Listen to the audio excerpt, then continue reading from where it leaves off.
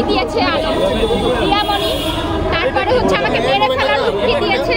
এটা আমি এখন ঢাকাতে আমি নিরাপদ না, আমার মামলা চলমান থাকবে। আমি যদি মরেও যাই তাও মামলা চলমান থাকবে। রিয়ামণি এতদিন যে আমার সাথে মিশেছে এটা নাটক, এটা মানুষকে দেখাইছে, এখন ওর আসল রূপটা বেরিয়ে এসেছে। কিন্তু আমি তো ভালোবাসতাম তাকে, ভালোবাসতাম, এই জন্য আমি ছুটে গেছি।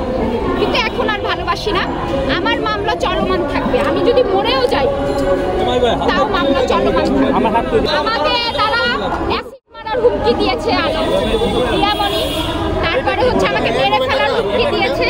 এটা আমি এখন ঢাকাতে আমি নিরাপদ না, এই জন্য আমি আমার হোম টাউনে চলে যেয়ে আইনি পদক্ষেপ নিব।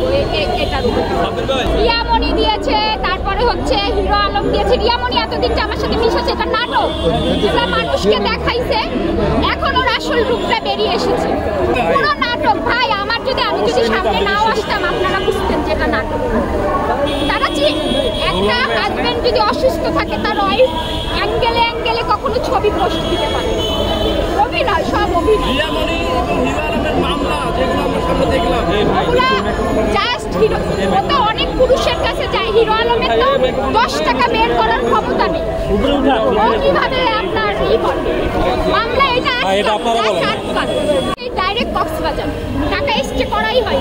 একটা অসুস্থ মানুষকে নিয়ে বগুড়া থেকে অসুস্থ না, সে আধা ঘন্টা পর সুস্থ, সে নিজের হাতে খেয়েছে। ওই যে ছবিটা দেখেছেন ওই সময় জাস্ট অভিনয়। অনেক ধরনের কথা বলেছে, আমাকে মেন্টালি ভাবে, আমাকে তারা ভালোবেসে মেন্টালি টর্চার করতো, বুঝতে পেরেছেন? মেন্টালি টর্চার করে আমাকে অসুস্থ করে ফেলছে।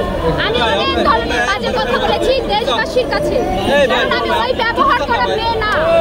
আমার বোনরা ফোন দিয়ে বলছে আমরা এই মিথিলাকে চিনতে পারছি না। আমার ভাবিরা ফোন করে বলছে এই মিথিলাকে তো আমরা চিনি না। যে মিথিলা একটা অ্যান্ড্রয়েড ফোন ব্যবহার করতো না, আর ব্যবহার খারাপ করার জন্য আমি দেশবাসীর কাছে আন্তরিকভাবে ক্ষমা চাচ্ছি।